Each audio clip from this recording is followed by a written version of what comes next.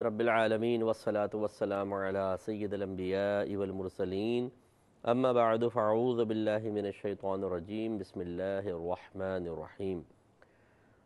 الحمدللہ الہادی پروگرام میں نبی کریم صلی اللہ علیہ وسلم اللہ تعالیٰ کا جو پیغام لے کر آئے، جس کو ہم قرآن کہتے ہیں، اس قرآن کے مضامین پر کلام کیا جاتا ہے۔ کوئی ایک قرآنی موضوع کا انتخاب کرتے ہیں، پھر اس سے متعلق جو آیات ہوتی ہیں وہ ذکر کی جاتی ہیں، اگر احادیث بھی ہوں تو انہیں بھی شامل کر لیا جاتا ہے، اور پھر ہم کوشش کرتے ہیں کہ جو مقصود الہی ان آیات میں پوشیدہ ہے اس سے فیضیاب ہوا جائے۔ پہلے اس کی معرفت حاصل کریں، پھر اس کے تقاضے کے مطابق عمل کریں اور اللہ تعالیٰ کی رضا حاصل کریں۔ ابھی جو ہمارا موضوع چل رہا تھا وہ ولا خوف علیہم ولا ہم یحزنون تھا۔ اللہ تعالیٰ نے مخصوص لوگوں کے بارے میں ارشاد فرمایا اور نہ ان پر کچھ خوف ہے اور نہ یہ غمگین ہوں گے۔ میں پہلے پروگرام میں ان کی وضاحت کر چکا ہوں کہ خوف نہ ہونے کا کیا مطلب ہے، کہاں پر وہ غمگین نہیں ہوں گے، یہ بھی آپ کو بتایا تھا۔ تو اب اس پہ ہم کلام نہیں کرتے، ہم آگے ہم نے مختلف چیزیں ذکر کی اور آپ کو سمجھایا تھا کہ بعض اوقات عوامی ذہن ایسا ہوتا ہے تقریریں وغیرہ سن کر یا جمعوں کے جو خطابات ہوتے ہیں وہ سننے کے بعد کہ شاید یہ انعام اللہ تعالیٰ کے ولیوں کے ساتھ خاص ہے، لیکن ہم نے آپ کو ثابت کیا کہ بے شمار مقامات پہ قرآن عظیم میں اللہ تبارک و تعالیٰ نے اس کو ولیوں کے ساتھ خاص نہیں رکھا، عام لوگوں کے ساتھ، جس کا خلاصہ یہ ہے کہ جو اطاعت کرے، نیک عمل کرے، ایمان لائے، اس پہ استقامت حاصل کرے، صدقہ کرے، خیرات کرے لیکن اخلاص کے ساتھ کرے، اور اس کے بعد احسان جتانا، اذیت پہنچانا نہ ہو، ان سب کے لیے اللہ نے نام فرمایا کہ ان پہ نہ کچھ خوف ہوگا نہ یہ غمگین ہوں گے۔ اس لیے اچھی طرح یاد رکھیں کہ ہمیں اپنے آپ کو اچھا بنانا ہے، جب اچھا بنا لیں گے تو اللہ تعالی ہمیں بھی انعام عطا فرمائے گا۔ آج میں اس آیت پہ کلام کر رہا ہوں کہ جو جس کی وجہ سے یہ وہم پیدا ہوتا ہے کہ شاید یہ انعام صرف اور صرف اللہ کے ولیوں کے لیے ہے، اور ولی بمعنی دوست نہیں بلکہ ولی اس سے مراد ہم وہ لے لیتے ہیں کہ جس کو اللہ تعالیٰ نے درجہ ولایت پر فائز فرمایا ہے۔ تو یہ غلط بھی نہیں ہے کہ ان کے لیے بھی انعام ہے، لیکن یہ مخصوص نہیں ہے ان کے ساتھ، جیسے کہ میں نے آپ کو بہت ساری آیات سے ثابت کیا۔ آج جو آیت ہے پہلے ہم وہ آیت دیکھ لیتے ہیں، پھر اس کے تقاضے کے مطابق انشاءاللہ عمل کریں گے۔ اللہ تعالیٰ ارشاد فرماتا ہے، یہ سورہ یونس کی آیت نمبر 62، 63 اور 64 تین آیات ہیں جس میں مضامین مل رہے ہیں۔ اللہ تعالیٰ فرماتا ہے کہ الا ان اولیاء اللہ لا خوف علیہم ولا ہم یحزنون، خبردار بے شک اللہ کے ولیوں کو نہ کچھ خوف ہے اور نہ وہ غمگین ہوں گے۔ اب کون ہے اللہ کے ولی؟ ارشاد فرمایا الذین آمنوا وکانوا یتقون، اللہ کے ولی وہ ہیں جو ایمان لائے اور انہوں نے تقوی اختیار کیا۔ اب ان کے لیے پھر انعام ذکر فرمایا کہ لہم البشریٰ فی الحیات الدنیا وفی الآخرہ، ان کے لیے دنیاوی زندگی میں اور آخرت میں بشارتیں ہیں۔ لا تبدیل لکلمات اللہ، اللہ تبارک و تعالیٰ کے کلمات کے لیے کوئی تبدیلی نہیں ہے، یعنی ان میں کوئی تبدیلی نہیں آتی ہے۔ ذالک هو الفوز العظیم، یہ ہی عظیم کامیابی ہے۔ تو آپ ذرا توجہ فرمائیں کہ اللہ نے یہاں اپنے ولی کو ذکر فرمایا۔ اگر ولی سے مراد ولی اصطلاحی لے لیں، میں نے آپ کو پچھلے پروگرام میں سمجھایا تھا ولی دو طرح کے ہوتے ہیں، ایک ولی عرفی ہوتا ہے، ایک ولی اصطلاحی ہوتا ہے۔ ولی عرفی کا مطلب یہ کہ عام طور پہ جس کو ہم ولی بمعنی دوست کہہ دیتے ہیں یہ عام ہوتا ہے، اور ولی اصطلاحی سے مراد وہ مخصوص بندہ جو مسلمان ہو، مومن ہو، کسی نبی کا امتی ہوتا ہے، نیک پرہیزگار متقی صاحب ایمان ہوتا ہے، اور اللہ تعالیٰ اسے ایک مخصوص مقام عطا فرماتا ہے جس کو ولایت کہا جاتا ہے۔ سب سے اونچا مقام نبوت کا ہوتا ہے، اس کے بعد صحابیت ہے، اس کے بعد ولایت ہے۔ لیکن یہ ضرور ہے کہ ہر نبی پہلے ولی ہوتا ہے پھر نبوت کا اعلان فرماتا ہے، اسی طرح ہر صحابی ولی ضرور ہوتے ہیں پھر ان کو نبی کی صحبت سے صحابیت کا مقام بھی حاصل ہو جاتا ہے۔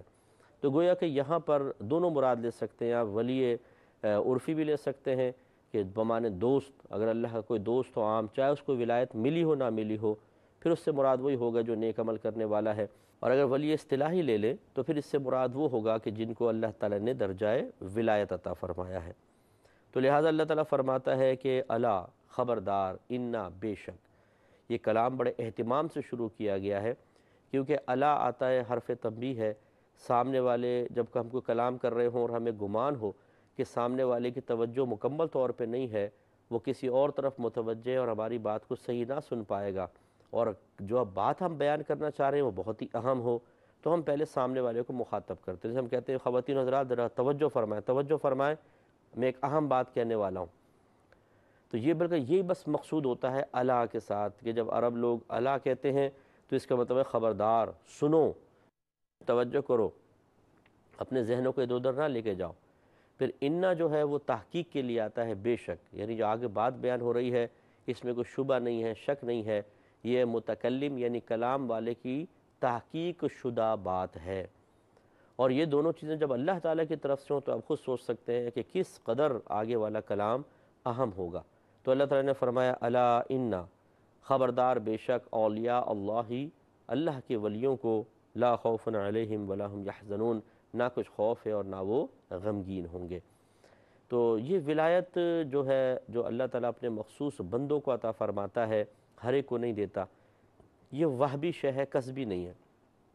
وہبی کا مطلب ہوتا ہے جو تحفتاً چیز دی جائے، کسبی اسے کہتے ہیں جو تحفتاً نہ ملی ہو بلکہ آدمی نے محنت کر کے، ریاضت کر کے، کچھ عمل کر کے اختیار کی ہو، اسے کہتے ہیں کسبی۔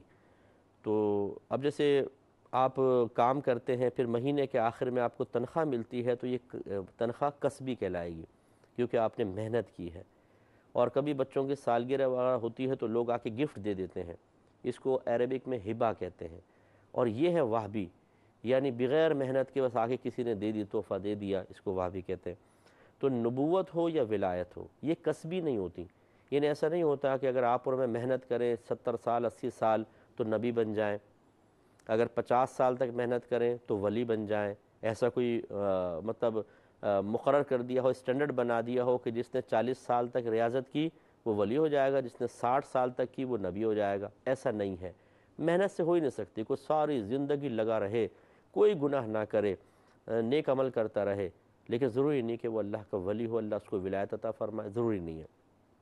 تو ولایت وہبی شے ہے، اللہ تعالیٰ جس بندے کو چاہتا ہے اس کو وہ عطا فرماتا ہے، جس کو اللہ تعالیٰ نہ دینا چاہے وہ کتنا ہی متقی پرہیزگار ہو، ٹھیک ہے، اس کا اللہ کی بارگاہ میں ایک مقام ہوتا ہے، مرتبہ ہوتا ہے، اللہ اس کو محبوب رکھتا ہے، لیکن وہ ولی نہیں ہوگا۔ جب ولی ولایت اللہ تعالیٰ دیتا اس کو ہے کہ جو ایک تو مسلمان ہو، سب سے بڑی بات کہ مسلمان، غیر مسلم کو ولایت حاصل نہیں ہوگی۔ دوسری بات یہ ہے کوئی نیک ہوتا ہے، پرہیزگار، متقی، جیسے قرآن خود آیت میں بیان ہوا، اس پہ ہم کلام کریں گے۔ اور سب سے امپورٹنٹ چیز وہ صاحب علم ہوتا ہے، صاحب علم۔ جاہل کو ولایت کبھی بھی نہیں ملے گی، اچھی طرح یاد رکھیں۔ صاحب علم کو اللہ تعالیٰ ولایت دے گا جس نے باقاعدہ علوم ظاہریہ سیکھے ہوں۔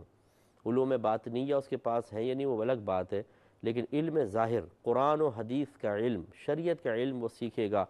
یہ ہر اللہ کے ولی نے سیکھا ہوتا ہے۔ جتنے آپ نے اولیاء کے واقعات پڑھتے نا، اگرچہ ان کے واقعات میں ان چیزوں کو بعد وقت ذکر نہیں کیا جاتا، لیکن ہر اللہ کے ولی نے باقاعدہ قرآن پڑھا ہوتا ہے، حدیث، پھر علم فقہ وغیرہ سیکھا ہوتا ہے، استادوں کے پاس جاتے ہیں، ان سے اکتساب علم کرتے ہیں۔ جب یہ علم کمپلیٹ ہوتا ہے پھر اللہ تعالیٰ اس کو ولایت عطا فرماتا ہے۔ تو جاہل کو کبھی ولی نہیں ملے گی، ولایت نہیں ملے گی، وہ صاحب علم ہونا چاہیے، یہ ذہن میں رکھیں، وہ ہے اللہ کا ولی۔ اور پھر اس کی علامت اللہ نے خود قرآن عظیم میں بیان فرما دی، ارشاد فرمایا الذین آمنوا وکانوا یتقون، وہ اللہ کے ولی ہوتے ہیں کہ جو ایمان لائے اور انہوں نے تقوی اختیار کیا۔ اس میں میری جو ابھی میں نے آپ کو ولی کی کچھ نشانیاں بتائیں، سب کی دلیل موجود ہے۔ الذین آمنوا سے مراد کہ وہ لوگ، وہ جو ایمان لائے، ایمان لانے کے اندر یہ عقیدے کی درستگی کی طرف اشارہ ہے، کیونکہ جب ہم کہتے ہیں ایمان لاؤ تو ایمان قلبی یقین کا نام ہے، یعنی نبی کریم صلی اللہ علیہ وسلم اللہ تعالیٰ کی طرف سے جو کچھ لے کر آئے اس کو حق اور سچ ماننے کا نام ایمان ہے۔ زبان سے چاہے کچھ نہ کہیں، دل سے تصدیق کریں گے، اس کا نام ہے ایمان۔ اس کا مطلب ہے کہ ہمیں پتہ ہونا چاہیے کہ نبی کریم کیا کیا لے کر آئے اور ہم اس کی کیا تصدیق، کس کس کی تصدیق کرنی ہے۔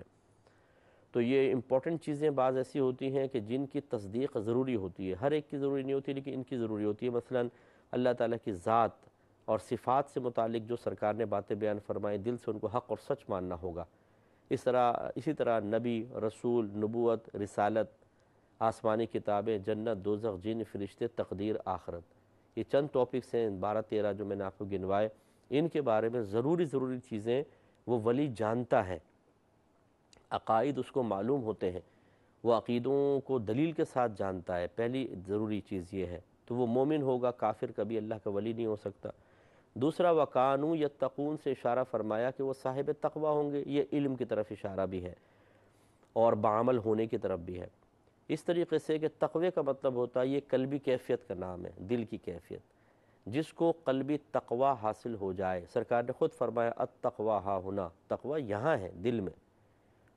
تو تقوی کا مطلب ہوتا ہے کہ ایسی کیفیت کہ جو انسان کو نافرمانی سے روکتی ہے، اللہ کی گناہوں سے بچاتی ہے۔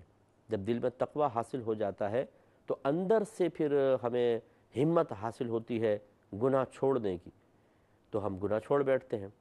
تو یہ تقوی قلبی کیفیت کا نام ہے، جس کو یہ کیفیت حاصل ہو اس کو متقی کہا جاتا ہے۔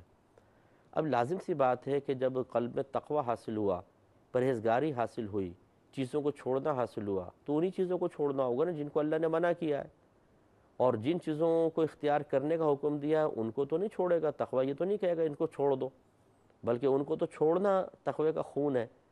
اگر کوئی کہے مجھے تقوی حاصل ہے اور نماز نہیں پڑھتا، پھر وہ کہتا ہے میرے دل نے گواہی دی نماز صحیح نہیں ہے معاذ اللہ، تو کیا اس کو متقی کہیں گے؟ معلوم یہ ہوا کہ تقوی اسی وقت حاصل ہوگا، یا تقوی ہم کسی شخص کے اندر قلب میں تقوی کی موجودگی کا اسی وقت دعویٰ کر سکتے ہیں جب وہ صاحب علم ہو۔ وجہ اس کی یہ ہے کہ اس کو علم ہوگا یہ غلط ہے، اب اندر کی کیفیت بتائے گی اس کو چھوڑو، غلط ہے تو چھوڑو، اسے چھوڑیں گے ہم۔ تو لہٰذا پھر ہمارا قلبی تقوی ہے وہ ہمیں گائیڈ لائن فراہم کرتا ہے علم کی روشنی میں، کہ جب ہم نے جان لیا کہ اس چیز کا سوچنا جان بوجھ کے ذہن میں لانا حرام ہے، مکروہ ہے، غلط ہے، اس کا لانا اچھا ہے، تو اب تقوی ہمیں کہے گا کہ برائی کو چھوڑو، اچھائی کو لے کر آؤ۔ ایسے نگاہ کے بارے میں کہاں کیا دیکھ سکتے ہیں کیا نہیں، تقوی کہے گا یہ دیکھو لیکن یہ نہ دیکھو کیونکہ یہ ناجائز ہے۔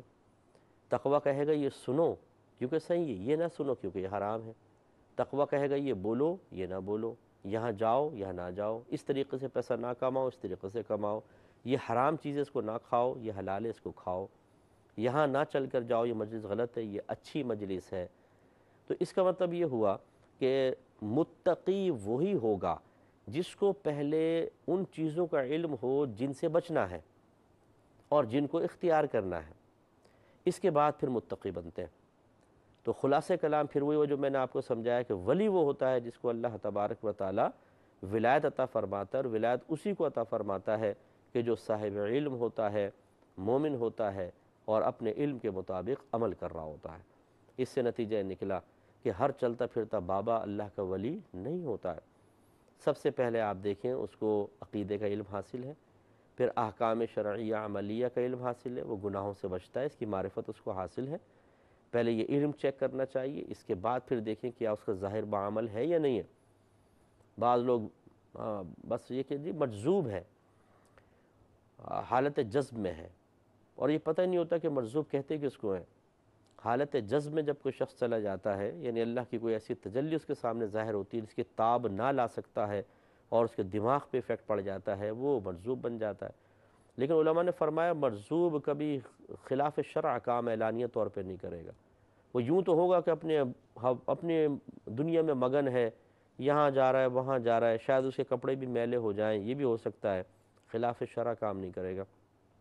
لیکن یہ جو مجذوب بنے پھرتے ہیں، یہ گناہ کر رہے ہوتے ہیں، چرسیں پی رہے ہوتے ہیں، خراب کام کر رہے ہوتے ہیں، یہ ایسے مجذوب نہیں ہوتے، یہ بدنام کرتے ہیں دین کو۔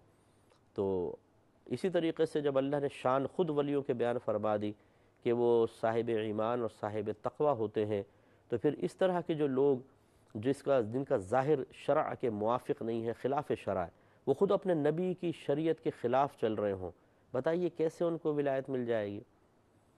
ہم ایک عقائد کی کتاب پڑھاتے ہیں اپنے دینی بچوں کو جس کو شرح عقائد کہتے ہیں، اس کی شرح ہے النبراس، واضح طور پہ اس میں یہ عقیدہ لکھا ہوا ہے، اچھی مستند کتاب ہے، وضاحت کر پیش کی ہے شرح عقائد کے احکامات اور اس کے مسائل کے سلسلے میں۔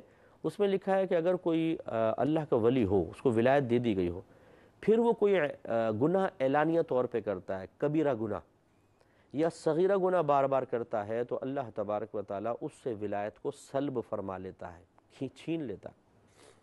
یہ بھی مسئلہ یاد رکھیے گا، سلب نبوت جائز نہیں، کبھی ایسا نہیں ہوگا کہ اللہ تعالیٰ کسی نبی کو نبوت دے اور پھر اس سے نبوت چھین لے، ایسا نہیں ہوگا، لیکن سلب ولایت کا عقیدہ ہے۔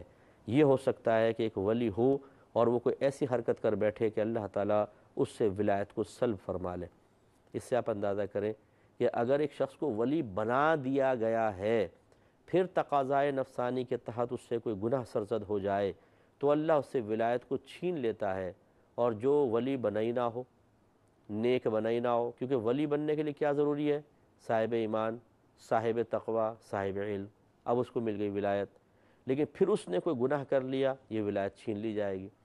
تو جو نہ صاحب علم ہو، نہ صاحب تقوی ہو، اس سے عقیدے کے بارے میں کویسچن کر لے تو آئیں بائیں شائیں مارے، اسے تو ولایت مل ہی نہیں سکتی ہے۔ پہلے یہ لوازمات تو پورے کریں، اور جب مل نہیں سکتی ہے اس کے بعد پھر بے عملی اختیار کر کے یہ کہنا کہ میں اللہ کا ولی ہوں، اور اپنے متبعین کو پیچھے لگائے اور ان کے ذریعے لوگوں میں زبردستی یہ بات پھیلائے کہ جی یہ اللہ کے ولی ہیں، ان کے قریب آنا چاہیے، ان سے فیض حاصل کرنا چاہیے۔ اس طرح کے ولی سے کوئی فیض حاصل نہیں ہو سکتا۔ ذرا غور سے بات سماعت فرمائے۔ حضرت با یزید بسطامی رحمۃ اللہ علیہ ارشاد فرمایا کرتے تھے کہ ہوا میں اڑنا کوئی کمال نہیں، یہ تو ایک چھوٹی سی مکھی بھی کر سکتی ہے۔ پانی پہ چلنا کوئی کمال نہیں، یہ تو تنکا بھی کر سکتا ہے۔ کمال ہے نبی کریم صلی اللہ علیہ وسلم کی شریعت پر عمل کرنا۔ بس اس پہ آپ توجہ کریں، نیکسٹ پروگرام میں ہم اور اس کے بارے میں تفصیلی کلام کریں گے۔ وآخر دعوانا